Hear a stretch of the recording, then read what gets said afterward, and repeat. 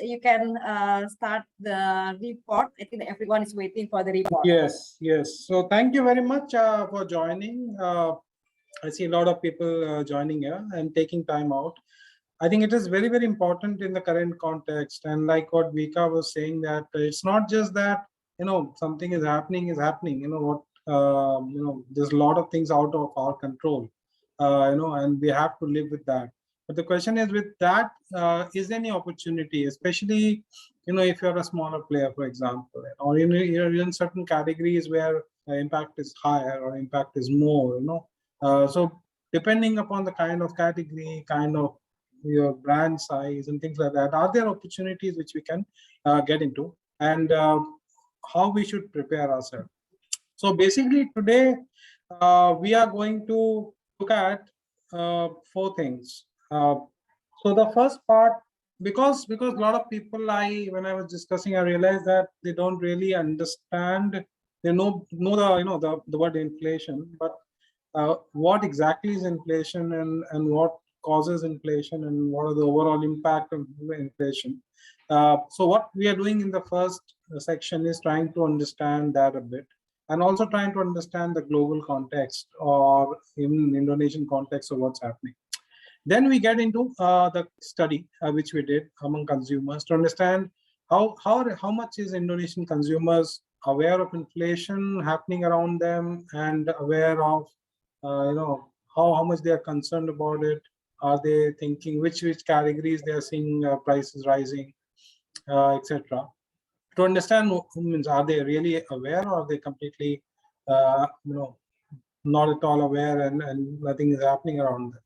Then second is, third part is when we look at inflation impact, and which is where we try to understand how is it impacting their lives.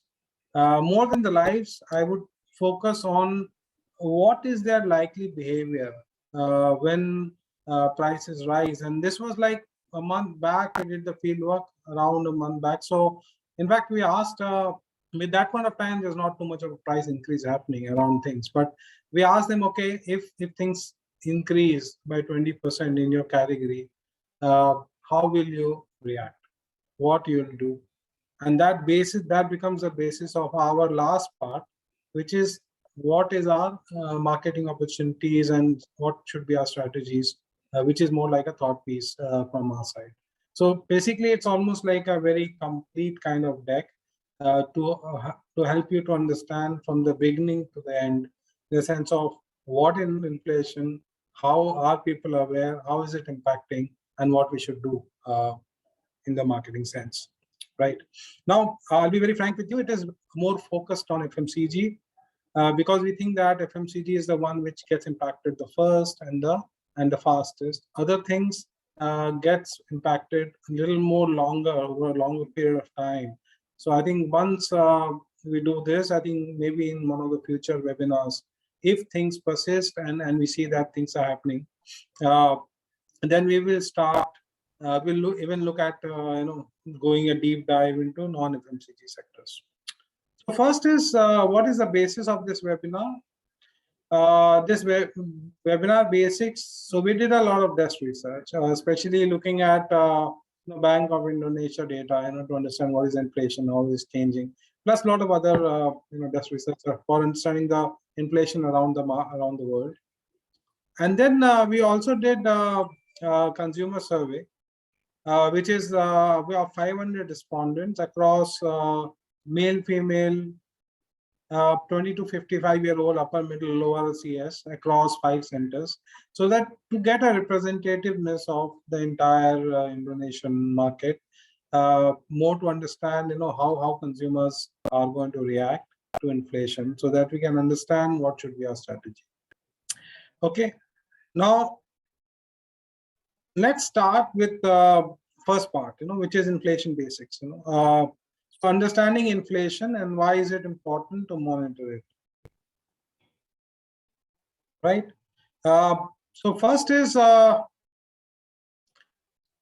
you look at inflation, what is inflation? I guess most people will know what is inflation, and by general.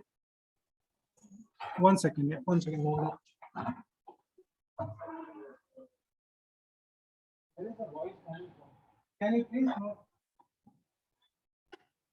what is this? Can you please? Who is? Can you stop it? Or you have a earphone? This voice is coming there. Yeah, sorry, there was some voice in the background.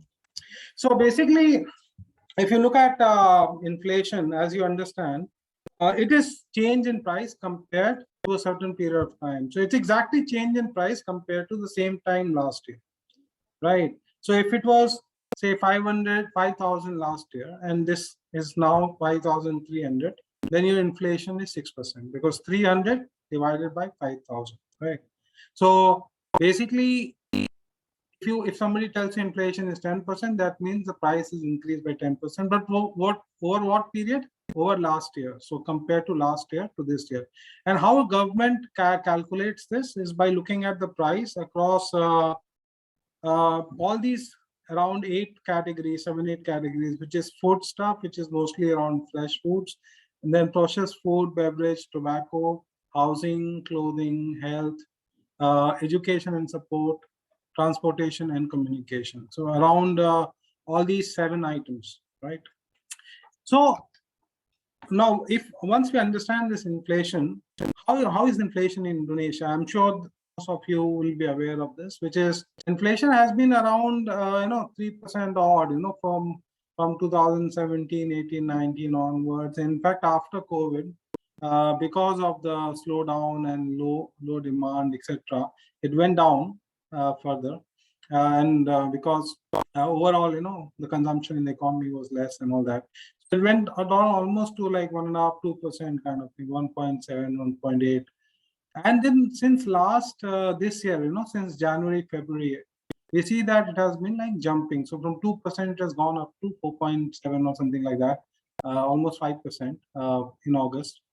And we saw in July, and then August, we saw a little bit of down. But now with all these price hikes happening and all that, we expect that this will shoot up in the next coming months, at least 3 to 6 months. And it might go all the way, up to 7, 8, 9%.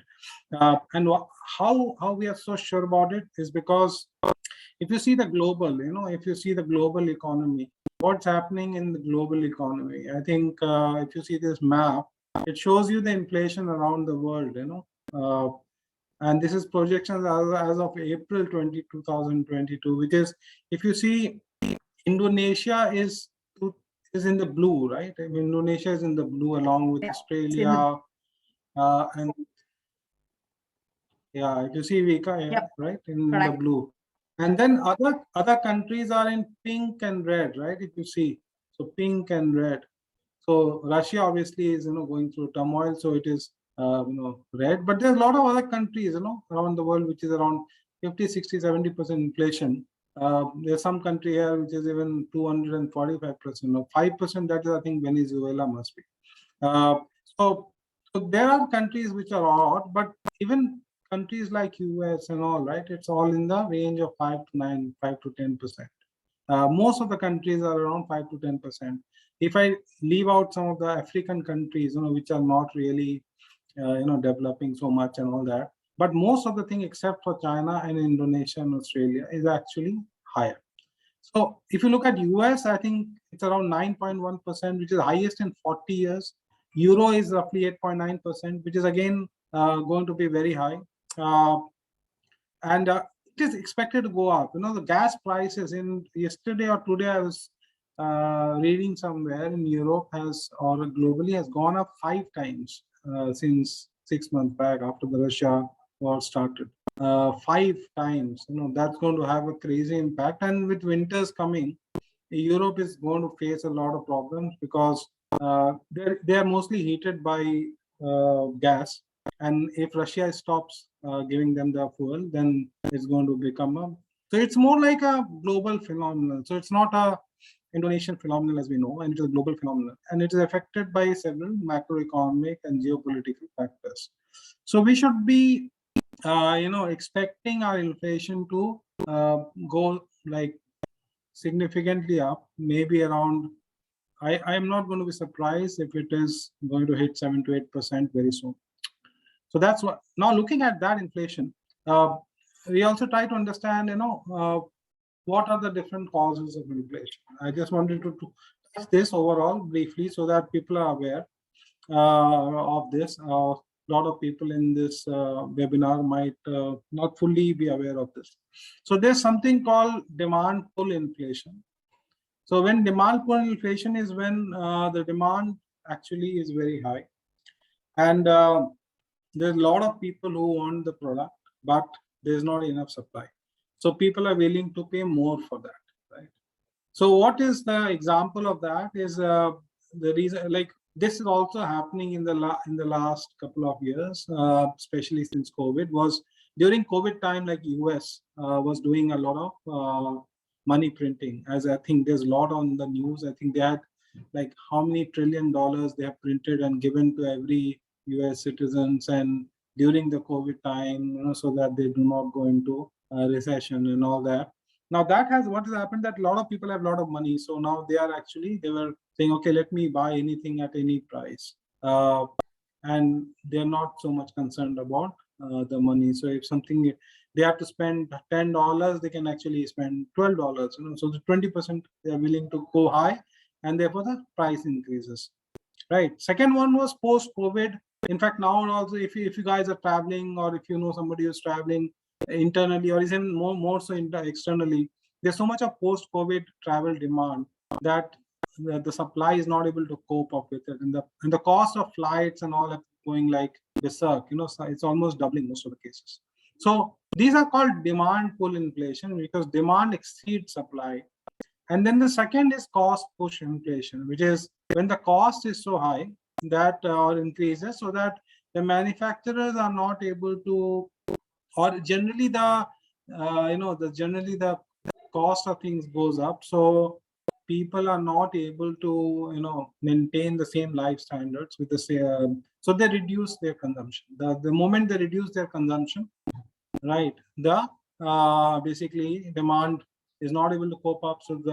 So demand supply curve basically shifts, and therefore the price goes that's the impact on the revenue and things like that, right? The price goes up, and the manufacturers are not able to sustain that, so they increase the cost and give it to the consumers.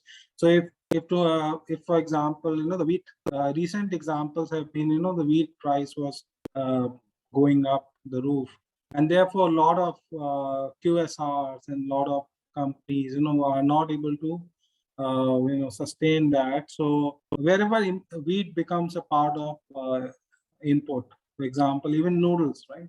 So the prices has to go up, because otherwise the cost of manufacturing is not going to be taken into account. So that's one. So fuel price is one, which is driven by Russia-Ukraine war. Another is commodity price increase because of supply chain disruptions. And the supply chain disruptions happened because of COVID first for 2 years, when things were not able to move from air to air, import restrictions, export, this thing, that thing, shipping problems, those whole containers getting stuck in certain locations. And then after that, war. So multiple things have happened. So remember, this overall inflation is globally very high. Indonesia actually was one of the lowest. So now actually is the time where possibly Indonesia will catch up with the inflation of the global inflations. And inflation is affected by demand pull inflation as well as cost push. I just want to have a question at this stage, just to get your perspectives before I detail out. What do you think Indonesian inflation is? Is it demand pull or cost? Okay. Yeah. Can you please fill up the poll? Ya, jadi apa nih yang membuat Indonesia inflasinya jadi tinggi? Sebenarnya karena demand-nya, atau justru karena kenaikan harga, atau both gitu ya? So that's a question. It's quite interesting question, Pak. Yeah. Because people will always think that inflation is always because of cost, right? Mm. Mostly people will think about it. I'm quite interesting when it's also because of the demand. Mm-hmm. Okay. So interesting. So basically, if you see here, almost everybody are answered. So it's so I think you can say that 51% saying it's only cost, and half of them is saying that it's both cost and demand and cost push. So basically everybody is saying that it's a cost push, and half of them are saying it's Let me also share demand the push. result so that So they will know.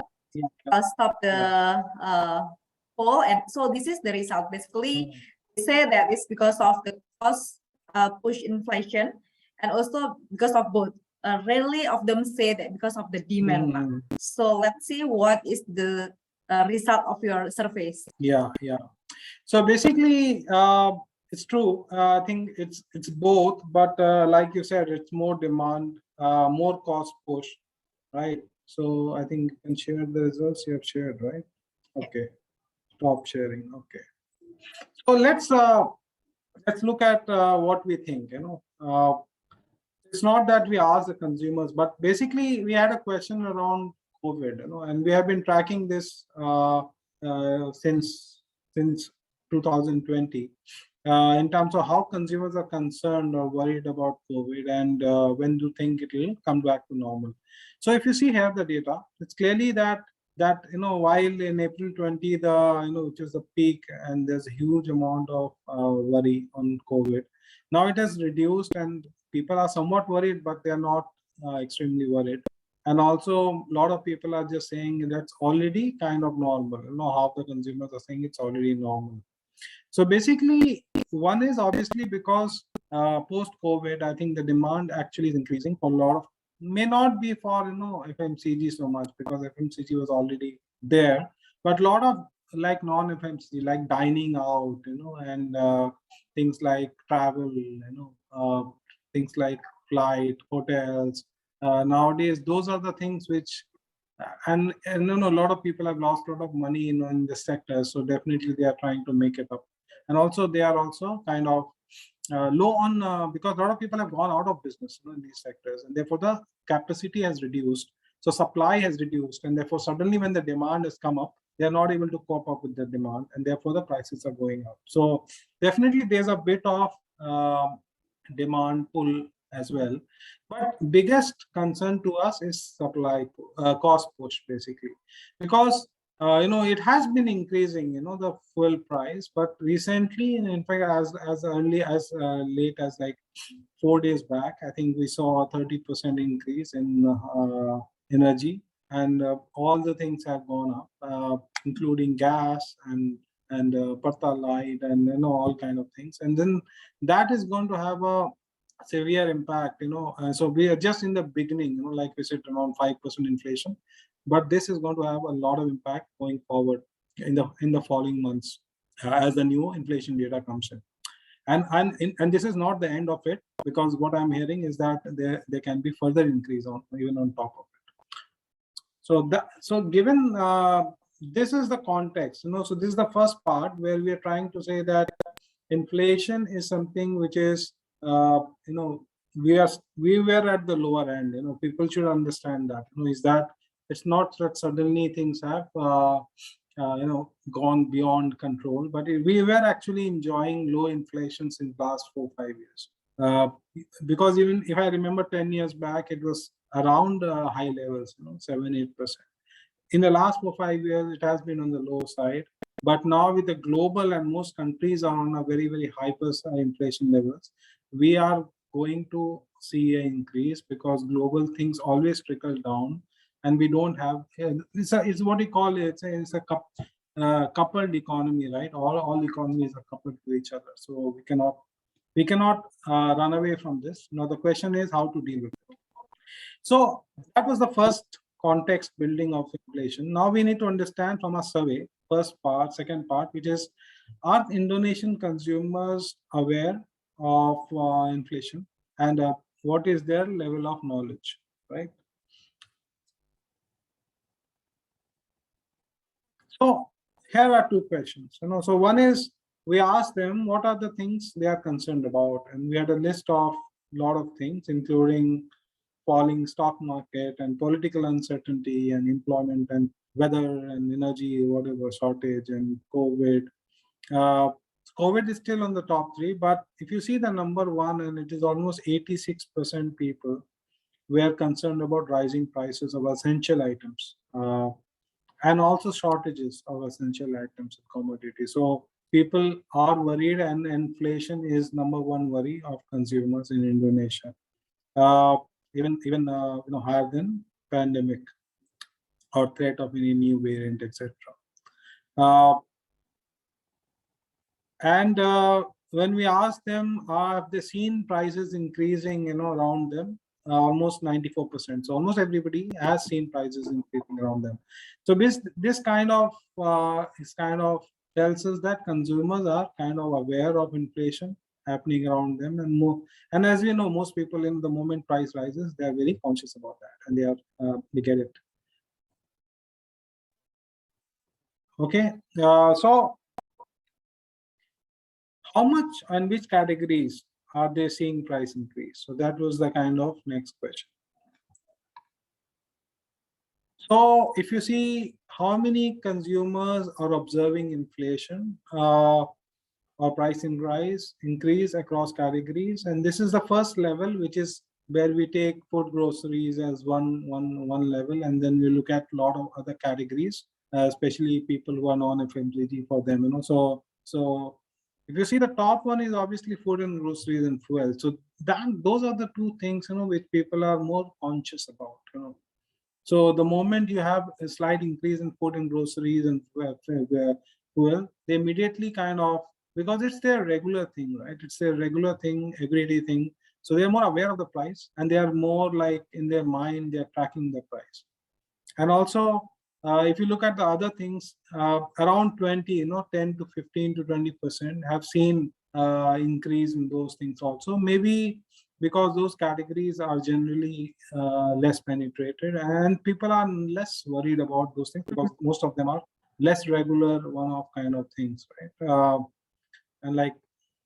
And people like you, Vika, beauty and skincare product, you never realize price increase, right? Because we have to still buy it, right? Yeah. So beauty and skincare people are still okay, I think, not increasing and not aware of the price rise. But if you see overall, another interesting thing is price rise is 10 to 20%, what according to them on an average, 10 to 15%. While the inflation we saw earlier was 4%, right? 4.75%. So technically what consumers end up feeling, the pain, or ultimately what they end up paying is actually more than the official inflation. So sometimes we get very happy as a marketer when we are planning and say, oh, inflation is only 5%. But when it comes to the ends up in the real market, in the real hand of the consumers, it actually ends up being higher. Well, I don't know how the government actually calculates, at what level they're recording the prices and things like that. But at the end of when it ends up with consumers, they feel a higher burden in that sense. Right. So we need. So basically, the main finding here is that most consumers are feeling pain in terms of food and groceries and vehicle fuel, and roughly around 10 to 15% increase. Also electricity. So Vika, have Indonesian government increased, PLN has increased electricity prices also? I don't think so, looks like right now, but they have planned for it, I think. But I don't think so. Maybe no, there is a lot of increment that actually is not in the paper, in the news also. Like we don't aware also actually. Maybe it's not in the market, like they kind of subtly increase, right? Exactly. Okay. And then when we deep dive in the FMCG categories, and we have actually collected data for around 20 odd FMCG categories so that we can cater to a mass of all the kind of different companies which are there. However, the biggest rise is on the basic needs. The cooking oil, in fact, is the number one on the list. And then you have meat, fruits and vegetables, rice, and then cigarettes. Cigarettes looks like, it's a basic necessity of Indonesians. It's funny, but cigarettes categorized in one sentence with cooking oil, meat also. Yes, yes, right. And even above the rice. Yes. So yeah, they're observing. I know they're observing that a lot of increase in price above for cigarettes. Also, vitamins and supplements, right? So this, in fact, in the COVID time, even vitamin supplement has actually become almost like essential items for people. right? Okay. So I think basically the point is consumers will face or will realize more about categories which are more basic needs. The more you go lower, if you see the lower end, the products below, a lot of baby care products are there, right? See baby diaper, baby care products, female hygiene, packaged beverage, like packaged beverage, chocolate. There somehow they don't realize because they don't possibly buy every day, and at times, and for indulgence and things like that. So technically, they don't observe the inflation so much in those categories. Yeah. Mahesh, I want Mm. to give you a question. It's a very interesting question from the attendees. The percent of consumer observed inflation somehow represent importance of the spending post. Beauty and skincare was less important compared to the hygiene categories, personal care. Is it because of? Yeah, technically yes, because I would not say importance, but I would say the frequency of consumption or frequency of buying. So usually when people are buying more frequently things, they are more aware of the price, and they are more, we are later on also we are getting into how people are going to react for each of these categories if the price is going to go up. So that is going to give a lot of interesting findings. But right now I think, yeah, it is definitely something where I spend more as my proportion of my budget, and I buy more frequently. That's where I'm more kind of aware. Like beauty and skincare, I would say I spend much less as a percentage. Not me, but I think everybody on the market on average. But and the frequency of buying is also less compared to home care, or compared to obviously regular, regular things like cooking oil or meat or fruits and vegetables and things like that. Okay. Okay, thank you for asking. And then one more question. Do you have data how our consumer anxious about the inflation, which pause they stop or reduce the spending? Is it about the traveling, year-end holiday, or maybe food and beverage? Sorry, what? Sorry, I didn't get you. Which one? Do you have any data how our consumer anxious about the inflation? Yeah. So we are coming to that. We are coming to that Okay. in the sense if they think that prices are going to rise further or not. So definitely, and obviously people are anxious because we'll come to the fact that what they are planning to do. If the prices go up further, Okay. so that is going to tell us how anxious they Yeah. are. And one more question before you continue to the next presentation. Can we assume that beauty in here only for makeup and skincare, not for beauty tools like hair dryer or hair styler? Yeah, it is not. It is more around FMCG. We are not talking about non-FMCG categories here. Yeah, not the tools. Okay, so this data basically is only content on the consumer goods data. Yeah, right? yeah. Because like I said earlier, that FMCG is where people immediately react. They get to see the prices. They buy often. Like a hair dryer, people buy once in 3 years, right?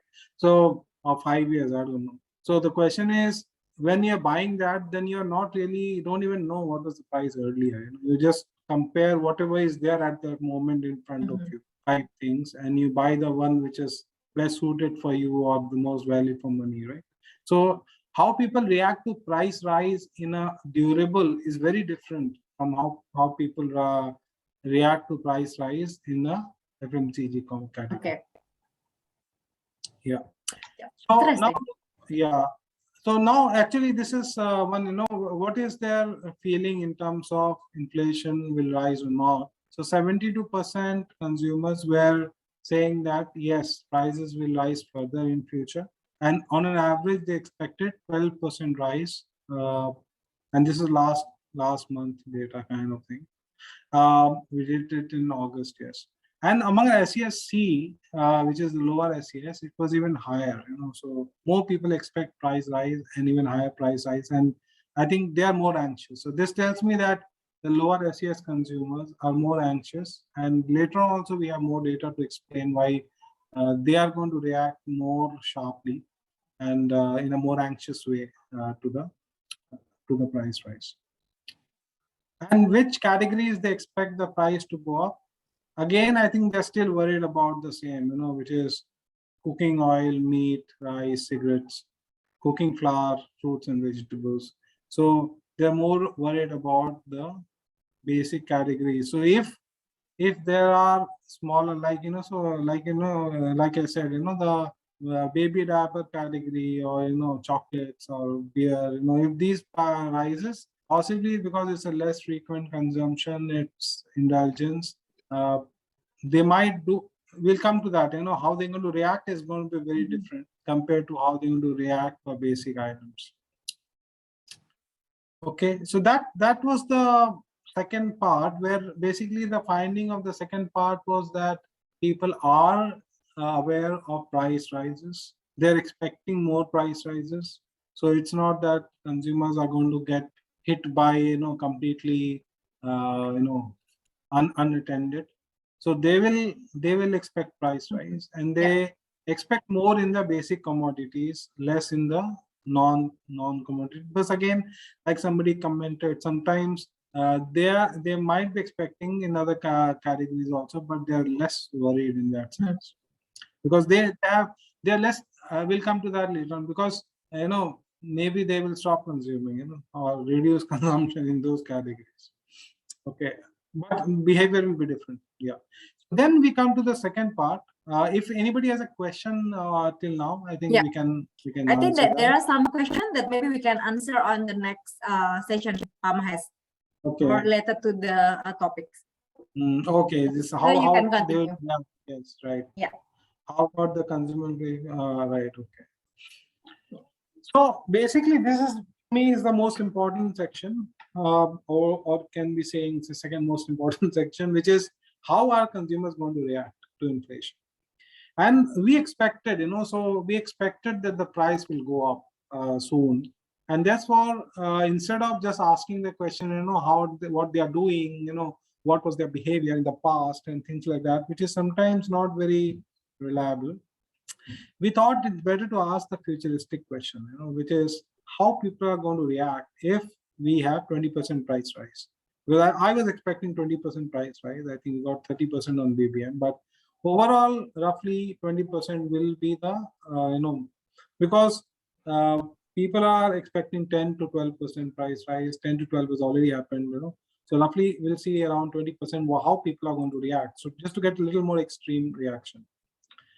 So we gave them 4 options, and we asked for 20 categories, which we saw earlier, and say, okay, if the price for your brand rises 20%, what you'll do? Whether you'll keep the same behavior, buying the same product at the brand for the same quantity, or you'll reduce the consumption, which is I'll buy the same brand, but I will reduce the consumption, or I will switch all or some of my brand usage, like maybe I'll mix up between my current brand and buy a cheaper brand, or just completely switch to a cheaper brand, or stop using the category completely, that I'll not use the category anymore because it's too expensive for me, right?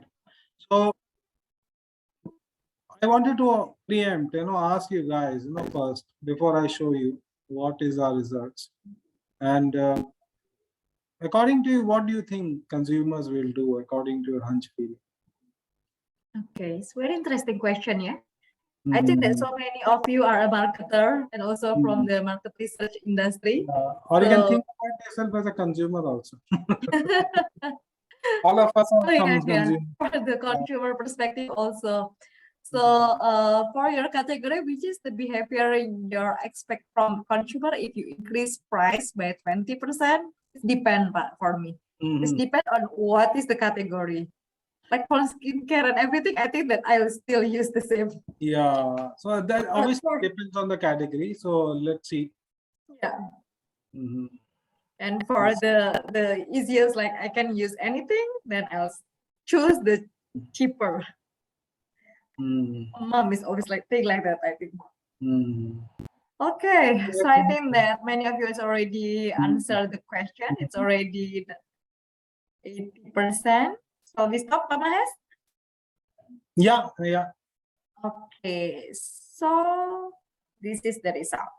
Yeah, so basically most people will, Yeah. So 63% said they will switch to cheaper brands, 45% will reduce the consumption, 27 keep the same behavior, and 6% stop using categories. So basically, it is similar, very similar to what we have got.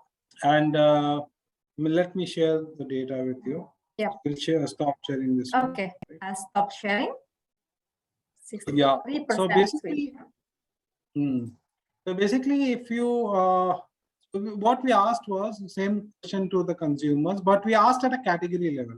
So we asked for 20 categories separately, and to those consumers who are a consumer of that category, and say, okay, what you'll do if your brand in this category increases price by 20%, and we asked these 4 options, right?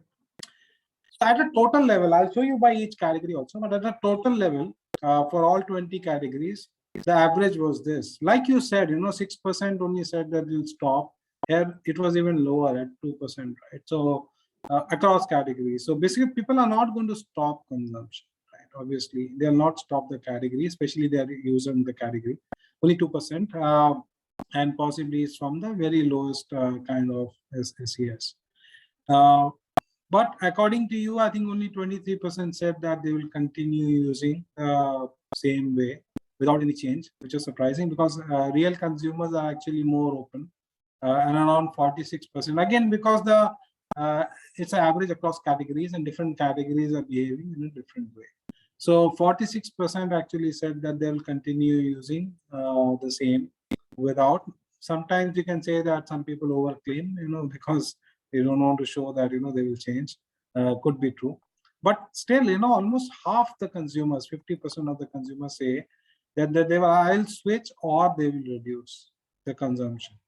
Now it is interesting later on to see that which categories will fall into each category, which categories are keep the same, which categories are switching, and which categories are reduction, because our strategy a lot will depend on that, how the consumers are likely to react to the different to the price rise, right? Let's see. So before we get into the categories, another interesting trend we saw was it's very, very clearly directly dependent on the SES of the consumers. So higher SES tend to stick to whatever they are with 20% rise, but lower SES is more like very few people are going to stick to it, and more than most people will either switch or or reduce consumption. As we go to the lower SES, almost 1/3 of them will reduce and 1/3 of them will switch. But I think this was expected, right? Higher SES will tend to stick while lower SES will tend to switch and reduce. So we need to be more careful and more about the GT strategy. It looks like the general trade mini market rather than hypermarket and things like that. So that we need to be careful on. So most interesting by category, what happens by category. Now we'll spend some time here. If you see here, there are 20 categories, and there are different behaviors. So what we have done is, obviously, there's a mix, right? For each category, there's a mix of switching, reduction, and keeping the same. But what we have done, we have taken a kind of benchmark. So more than 50, more than 40, more than 30, right? Like that. Just to kind of classify all the categories into one of the buckets to see where the main predominant action will be there.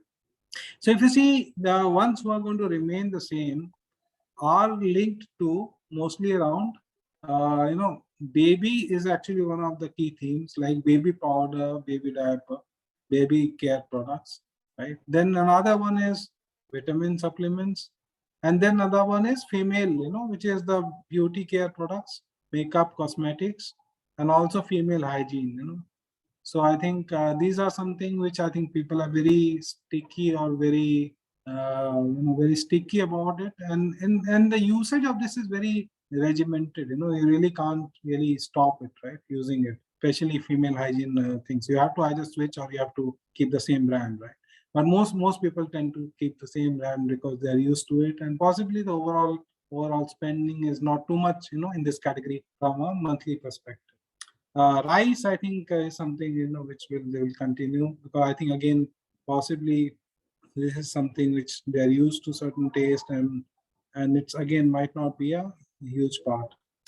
Baby, definitely. Packaged water, which is surprising to me, but yeah, packaged water as well. And then makeup products. Then if you look at the reduced frequency, I think it is mostly the indulgent category, which is the beer, alcohol, cigarettes. Then we have the liquid milk for adults and powder milk for adults. So possibly they think that adults are going to get nutrition through other sources, so they will just cut down on that, reduce on that. Packaged beverage, packaged snacks, chocolates, ice creams. So all the indulgent categories possibly, and some things like powder milk and the liquid milk for adults. So these are the categories we are trying to, they will possibly reduce consumption. And then if you look at the ones which are switch to lower, are again categories which are mostly kitchen linked, which is where they have to use it. So either they will continue as it is, or they will switch, because that's where the categories which is they cannot go hungry. So they will have to cook the rice, and they have to cook. They have to clean the house, home care. They have to have seasoning and sauce and toppings, and they have to take a bath, so soap, shampoos, and they have to cook, so cooking flour and cooking oil and all that. So in fact, the cooking oil is number one when it comes to switching, right? So it looks like it's a category where people doesn't think twice before switching, which is like the moment you get a cheaper, and we know it for a long time that this is the category where promotion is one of the key parameters. And without promotion, usually brands don't do well. So basically, any home care or personal or kitchen care related is where people have to use it. So if the prices go up, they have no other option but to switch. So I think this is actually what we have done, is we have summarized it into one slide, like this. Because to me, I think this is a very, very interesting finding to me, because depending upon which category you are present in, or some companies are present in all categories or multiple categories, how you react will be different. How the consumers are going to react will be different, and therefore how your marketing strategies will be should be different. So like I said, keeping the same behavior, baby products, basic staples like rice, packaged water, vitamins, and female personal care, which is really, really personal, right? Which is makeup, cosmetics, female hygiene. Reduce consumption, all the indulgence category, snacking, beverage, chocolates, snacking, RTD beverages, beer, cigarettes, and milk for adults. And then we have switching categories are cooking or kitchen related, which is I have to cook, cooking oil, rice, etc. And then home care or personal care related. Again, I have to clean the home and clean myself, but I don't mind if I switch right. Okay. Mahesh, yeah, this is one question that I think you already answered. Do you think that low involvement product like snacking is one of the category that consumer will reduce? I think yes, the answer, right? Based on this explanation. Absolutely. Yeah. Because people if they have to reduce certain thing, what they will reduce is something we can do without, right? So they are not going to stop using it, but if they were consuming, say, a chips packet, every 2 times a week, they will reduce it to possibly once a week. If they are buying 5 packets for in-home storage, for the kids, maybe next time they will buy 3 packets. So basically the amount will reduce. So there possibly these categories will see a shrinking in volume, may not be the shrinking in the consumer penetration. Yeah, right. And this is one of a question that actually we have to discuss, but whoever wrote this, please feel free if you want to also, you can raise your hand so you can have a voice discussion. He said like this, for packaged water, people normally go to cheaper brand when price goes up. That's why refilling station and cheaper brand is also growing. but your data says people won't change brand or reduce. What do you think, Pak? Yeah, I think again it depends on the when we say packaged water, I don't know whether we did not split it by gallons and SPS, which is the small packaging. So I would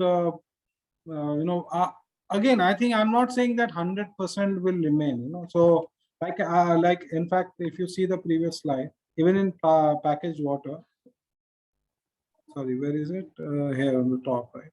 Yeah. Yeah. So there are 23% who will switch. It's not that 0% will switch, and there are 13% who will reduce. So there are 23% who will switch, but predominantly people will remain with the same behavior. So that's why brands like Aqua and all has grown and remained over a period of time, despite all the fluctuations in prices and increasing and all that, because people are kind of conscious of what kind of water they are drinking. I'm not saying that, and maybe if I deep dive deeper on SES, maybe it is the the lower SES who are likely to switch, and the higher SES kind of likely to remain like that. So I think there's an overall trend over a period of time that people are shifting to RFS, RSFT and things like that.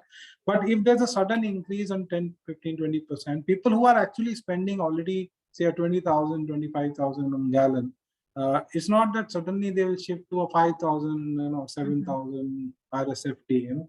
If this important, 15,000 was important for them, they would have shifted already. Right. Mm. Okay. I'm asking you, Vika, will you shift to RSFT if gallon prices go up by 10, 15%, 20%?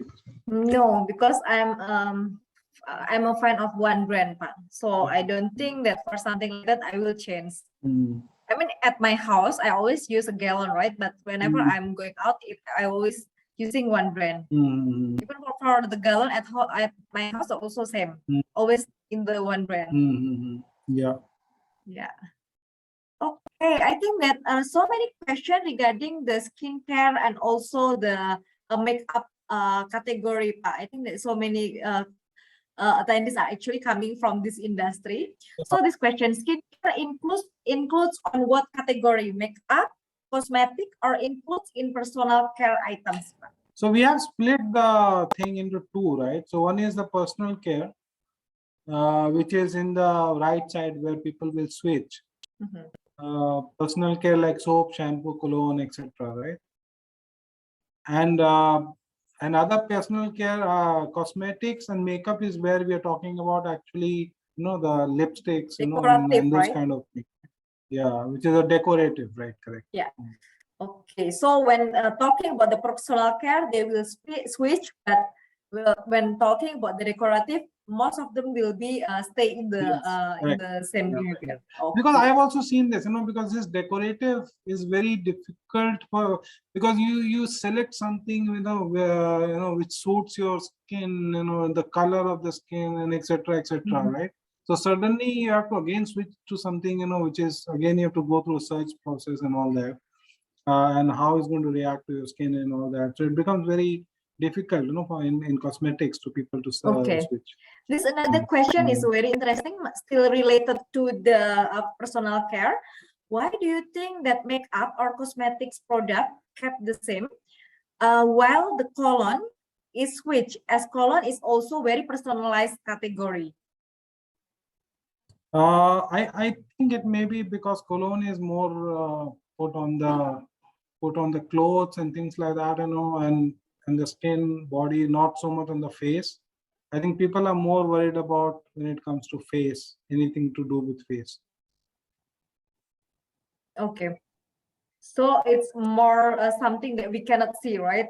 Yeah. Related to something that people can see, then they might not only, but how it impacts your skin and things like that, right? Yeah. If something is on your face and if you try a new thing, it doesn't matter. Cologne, what is going to be the impact? If you change a brand, it might, as long as you like the perfume, right? There's going to be no side effects, nothing, right? Yeah. Okay, let's go to other category. For milk, do you think consumers from higher SES will also reduce their spending, Pak? Because or they are more to functional milk, such as healthy milk rather than recreational flavor milk. Yeah, What do you think about usually higher SES? Yeah. higher SES will tend to reduce less compared to the lower SES, obviously. Uh, but what we saw here is that mostly the adult milk will possibly reduce because adult milk is not a priority, and having researched milk so long, in adults the milk category penetration is itself very low, and it has been increasing, but suddenly we'll say, okay, even milk powder, like adult milk powder. So like you see, baby milk powder is in the where people are going to keep the same behavior. But the more it comes to, if I have to prioritize milk, where should I prioritize, right? I'll keep the baby, I'll stop or Yeah. reduce the adult, right? So that is going to happen. Even a higher ACS might happen. Not so much, but sure. Okay, interesting.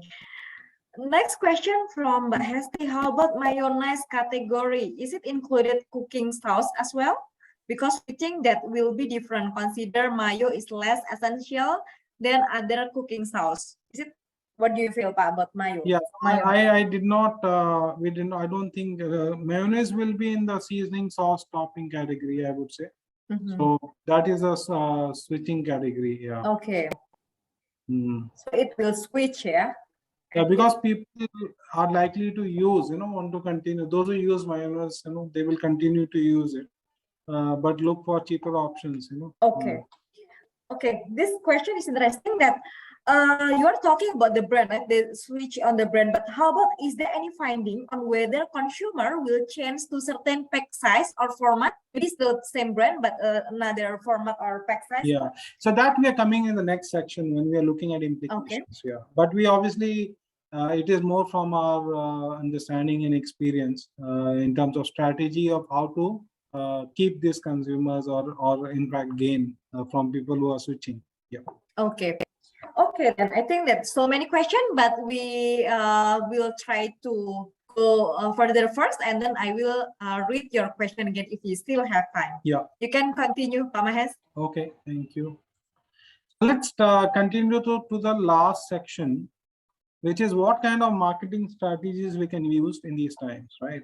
So what we have done is we have looked at 6 kind of scenarios, and in each scenario we are trying to understand what we can do. So the scenario is based on, so we have looked at 3 kind of categories, right? So we'll keep the same behavior, reduce or switch, right? And we have on the other side, what is your brand size? Now it can be, you can so there can be some big and can be some small brands. I'm not I was thinking of making it into 3, right? But that's too complicated, which is like high, medium, low. But you can assume which you think you're a high or a low brand share. I would say some of the shares are quite clear, like Aqua in water or Indomie noodles. Those are the iconic high brand share markets. But there are other categories also where there are decently big size brands where these kind of behavior can have impact on them. However, on the other hand, there are smaller brands in each of these categories. For them, I think there's a big opportunity. In fact, this is the time they should take to, gain entry into the market or gain access to the consumers. So we looked at 6 different scenarios, and I've not spend much time right now. We'll go one by one, and then come back to this. So the first one is, if you look at categories where they want to keep the same behavior, which is a baby milk, basic staples, vitamins, female personal care, etc. And where your share is high. So suppose if you are a brand with high share in any of these categories, what you can do, what you need to do. So if the people are not going to get impacted so much, and they want to keep the same behavior with price, and your share is high, I think option is that you need to, or you can actually pass on the cost, right? Because people are less sensitive. and they are possibly going to keep the same behavior. So don't absorb the cost, because since your share is high, absorbing cost will mean a huge impact on your bottom line. So in fact, technically, you can continue to pass on the cost to the consumers. Now, how do you pass on? Sometimes you can directly do that, directly increase, but there's some other strategies we can take. So one you can do is hide the price rise with some kind of gradation. You can change the pack a little. Just make it one additional something. Or change the pack little bit more modern, change the design of the pack, and consumers will feel that it's an upgraded product. So or change the format a bit, or add one ingredient, or add one claim. So do something and not exactly the same product, and say, okay, now comes the new variant, with 20% higher price, and so that people can absorb it, and people will not feel that you have just directly increased the price. Though some increases you can directly do as well. So if you want to do a direct increase, and other strategies, which is interesting, 1% strategy, staggered approach of increasing. So sometimes, like in this case, right, Indonesia, I kind of compare this with India, in terms of price rise of fuel. So in Indonesia, they've increased, always they increase like this, 30, 40%. I remember once they increased, from 4,500 to 8,000 or something, so almost 100% or something. So they keep on increasing like in huge jumps. While in India, what they have done is like they increase it like, very, very little, 1%, 0.5%, 0.25%, every week, every month, like that, So people don't realize, and then suddenly they've actually made it linked to the global, prices. And so they keep on increasing, decreasing, but like every day, every week kind of thing. Recently they increased almost 10 times, but every time they increase very, very small amount. So nobody really feels the pain. So that's called a 1% strategy, which is you can do the same. In today's world, when people, you don't have to really worry about the magic price point, especially in the GT and in the MTs kind of thing. And even in GTs now, people are not really buying one product at a time. People are buying multiple products, and again, depending upon the category and depending on various things, I think if you increase in multiple rounds, small increase, then people are not going to get like see the difference so much, and you will certainly end up with the price rise without a major retaliation, especially in these categories where people are less kind of sensitive. Then second is, if the price is low if in these categories you have low share, then what you should do? Now, if you have low share, then it is a time for you to actually gain high share, because now the problem with these categories is they are so autopilot categories, like because people are usually very loyal and they don't change brands and they continue to buy the same product in these categories, so that in the normal course of the time, it becomes very difficult for consumers or difficult for people or smaller brands to penetrate. This is the time when people are a little more conscious. So maybe one of the strategies, you should have a communication around savings and say, sensitize people, now you can save 20%. Don't say I am discounted by 20%. Put it on them, right? The consumers, that they can save, and because people are worried about pricing, and if not this category, other categories they are worried about. So it's not that the consumer per se is not caring about price. It's just for some categories they are less conscious. But if you actually talk to them in their words and say save, maybe they'll be interested to look at you and try. So the idea in this time is for a smaller brand to drive trial. Another option could be to do a promo with essential products, right? If people are going to look for switching and say cooking oil, so they're okay with any cooking oil, right, in this sense. And if you are a baby milk brand, smaller brand, I've seen this example, which is on the internet. You can do this example, right? You can do go to market with you just cross promo with another essential item, and people will say, oh shit, I have to anyway buy this one, and I have to switch, so why don't I buy this? So you can drive trial using cross promo with categories which are more affected by price. So these are the two things. So basically, when we go to these categories which are keeping the same behavior, your own users, we can increase the price in a staggered manner. And for small branches, you can actually use this time to actually gain entry into the as a trial brand. Then if you look at the reduce the consumption, so those categories where people are going to reduce the consumption, if you are a big brand, like, then we need to kind of make sure that you protect the volumes, because suddenly people will drop the volumes. So how do you protect the volumes? One is do a lot of promotion on big pack. So let people buy big packs. The moment they buy big pack, they are possibly going to sorry, I think it is a typo here. I have not typed the right thing. So basically, you need to increase the big pack. And if you do the big pack promotion, then what will happen is that people will buy big packs, and suddenly your volumes might have a lesser impact, because once they buy the big pack, they will consume the big pack.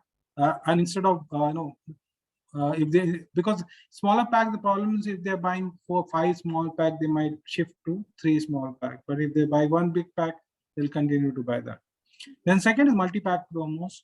Again, this is a one way to kind of protect your shares and protect your volumes by doing multi-pack promo, buy two get one free, or a bandit promo, things like that. So to make sure that we are able to penetrate into consumers and get the volumes out, at least for the next 6 months to 1 year, when the big impact is going to see.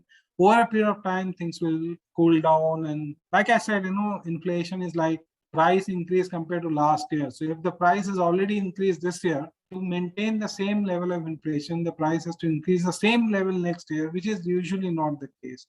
So in 1 year time, I think price will cool down and will go back to the normal.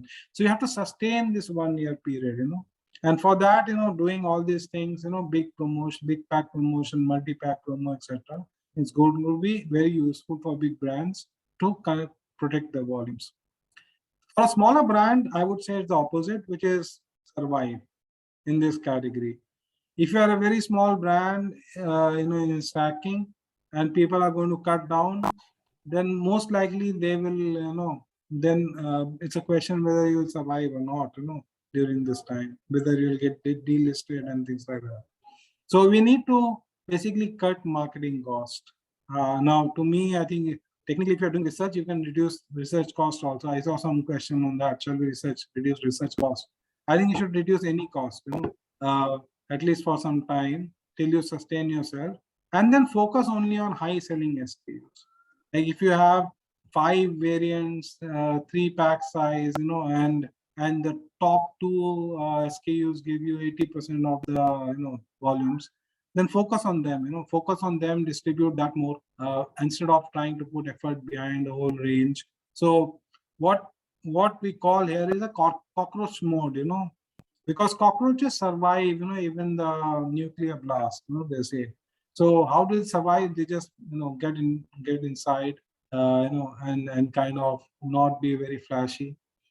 So just survive during this time. If you are a category where people are going to reduce consumption and your shares are low and you're a small brand. So focus on few SKUs, cut costs, and sustain and survive. I think in a year or so, I think things will turn around, and then we can also turn around on that.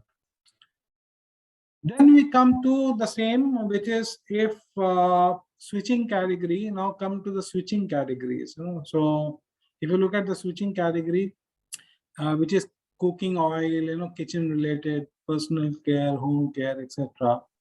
And if your brand is big, then what we need to do is we need to stop people from switching, basically, right? Because people are switching, people are going to switch. So how do we stop switching as much as possible? First is there's a term called shrinkflation, which is you keep on reducing the size of the pack, keeping the price same, so that consumers are kind of not impacted, and they feel that they are almost still buying the same thing.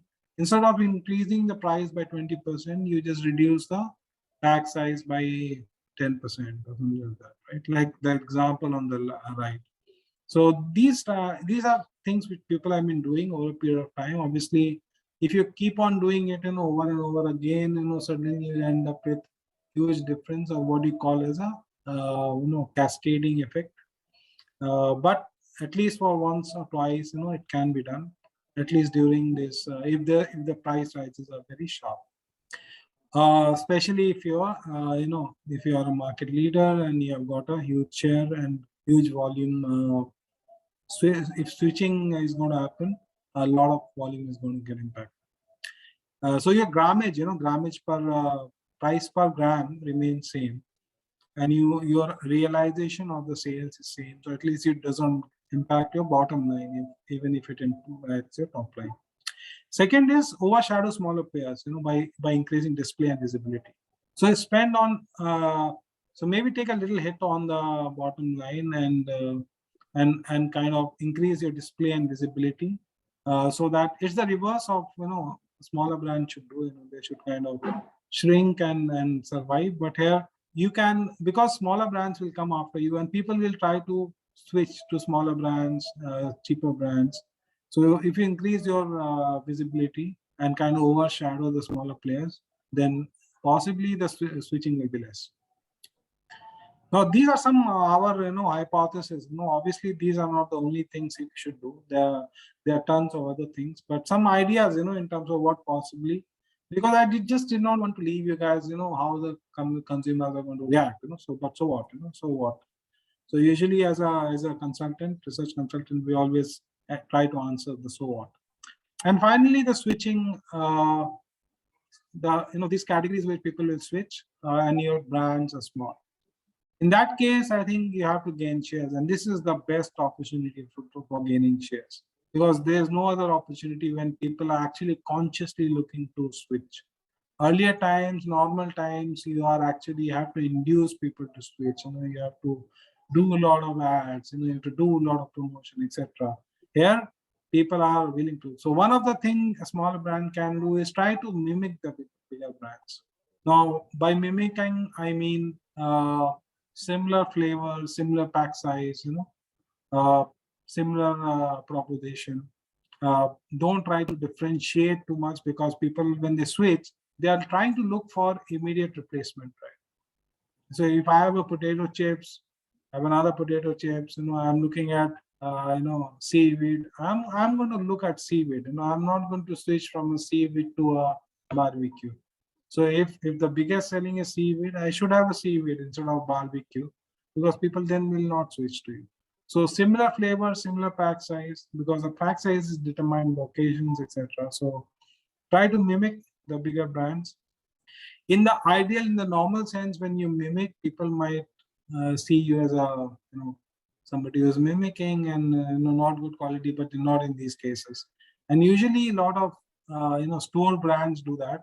And during these times, store brands actually gain a lot of market, because they drive their display, they mimic the big brands.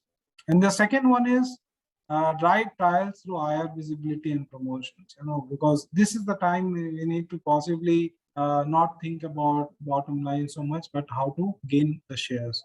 Because once you get trials and share, then maybe a year from now, I think you will be able to focus more on other things.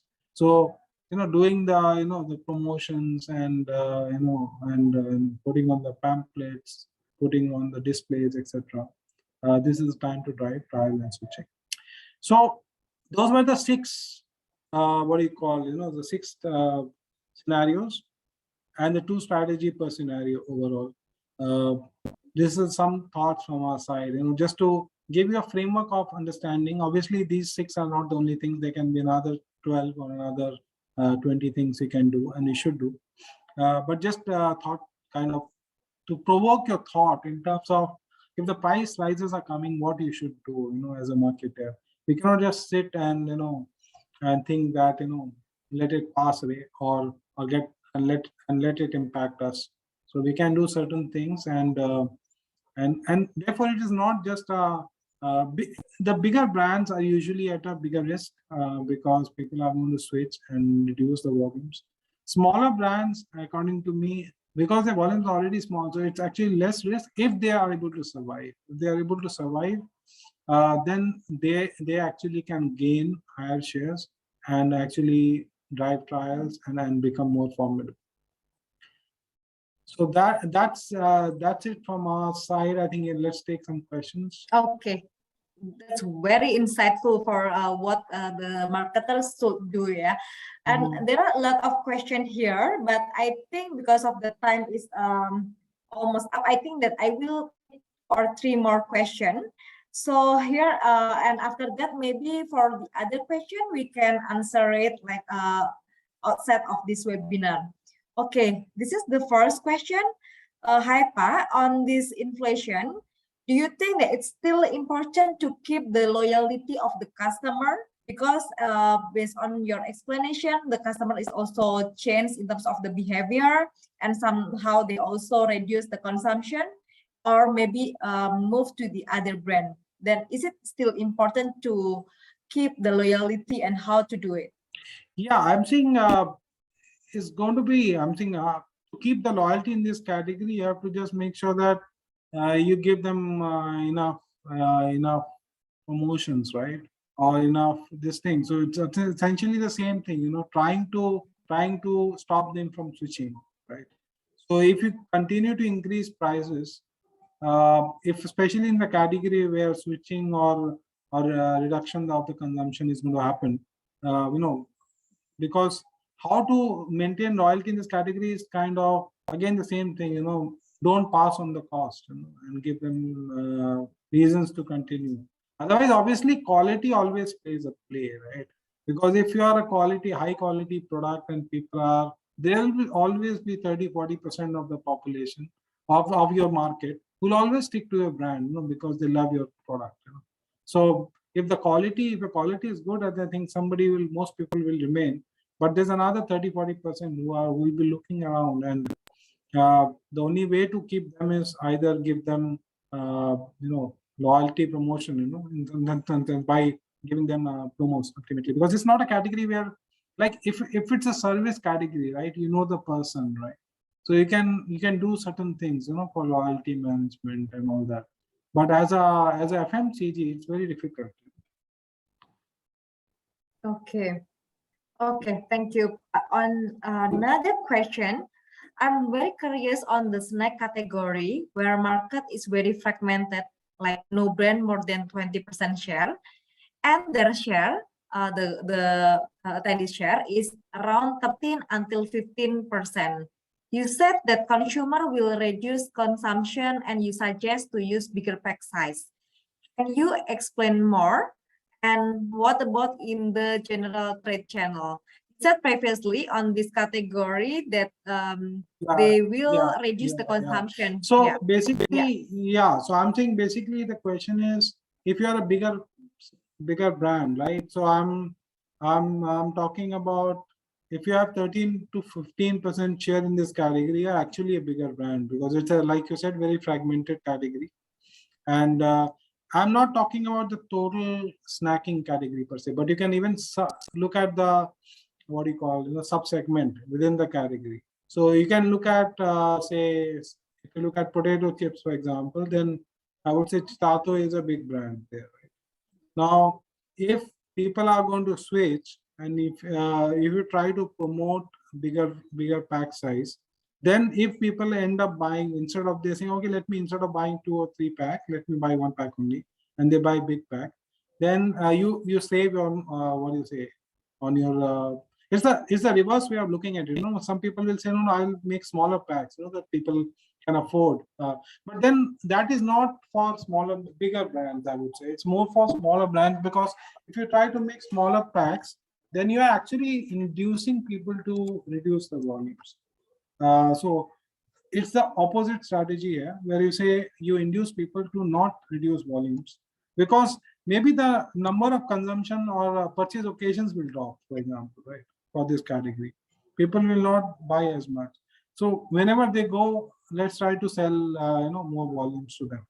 So that is the whole idea behind it. Obviously, I'm not saying that every brand can do it. It can only be done for bigger brands. If a smaller brands try to make a bigger pack size, I think it will fail, because smaller brands tend to drive trial through smaller pack size. So it will be a different strategy for smaller brand and bigger brand. That's how we are kind of splitting it. Okay, thank you, Pak Mahes. I think this is gonna be our last question on this session. That what do you think will happen in the next 1 year? And so we reduce spend on research and marketing activities because demand might drop. Yeah, again, it depends on your category, like your size of the brand. I think it lot depends on that. So if you are a smaller brand and the category is going through reduction in consumption, then you should. That's what we said. Survive. You need to survive. But if you are a bigger brand and and you are going to get subjected to switching, right? Then actually you should increase possibly, so that you avoid switching and do preempt promotions and things like that. But more than the above the line, I think with the price changes, I think the more activities need to be done below the line, more than the above the line, because possibly brand equity building is not so important at this point of time. Whatever has been built over a period of time is going to sustain you, say, for the next 1 year or so. Time here is how can I use my below the line to stop people from switching or stop people from reducing the consumption. Okay, that's very interesting. Thank you, Pak Mahes. But I hope that you guys don't reduce the market research budgets, of course, right, Pak Mahes? No, I would not say. If they need to, definitely they should. Because as long as their brand survive, I think we will also survive. Okay. Yeah. That's a good idea. Okay, I think that's okay. Actually, I have so many questions. More or less, the question will be same. Do you have? Yeah, we have time. I think you can ask one or two more. Okay, then the case. Okay.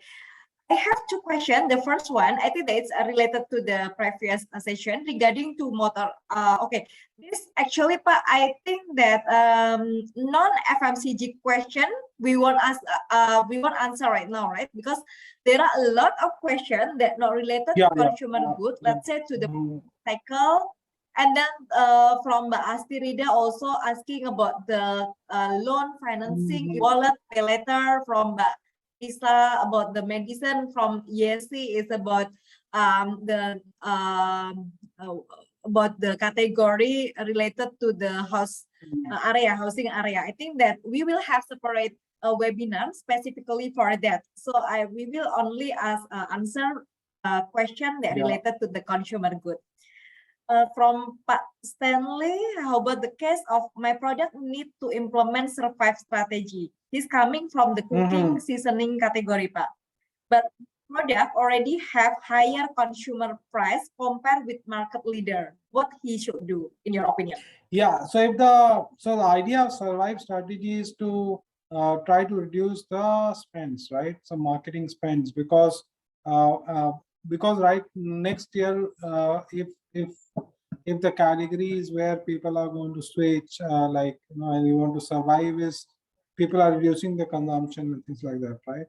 So I think idea is not to try to build the brand at this moment, because people are really more conscious about the price rather than quality as of now. So I think we need to, if the price is already higher,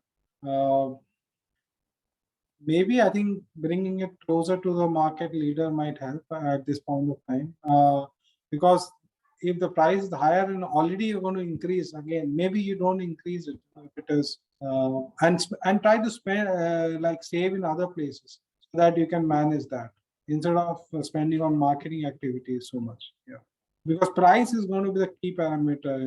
If the price goes up 20% or. Okay, great. One more question, will the trend of consumer switching to personal care brand which using natural ingredients will keep continue despite the inflation issue, Pak? Yeah, that is more like a mega trend, some things which is going to be big trend over a long period of time. So sometimes we can see a bit of dip, especially lower SES, and so higher SES, the peak or like the top of the SES hierarchy, they will continue there. Lower SES, their time things will change. If non-natural is more cheaper, they will move to that definitely.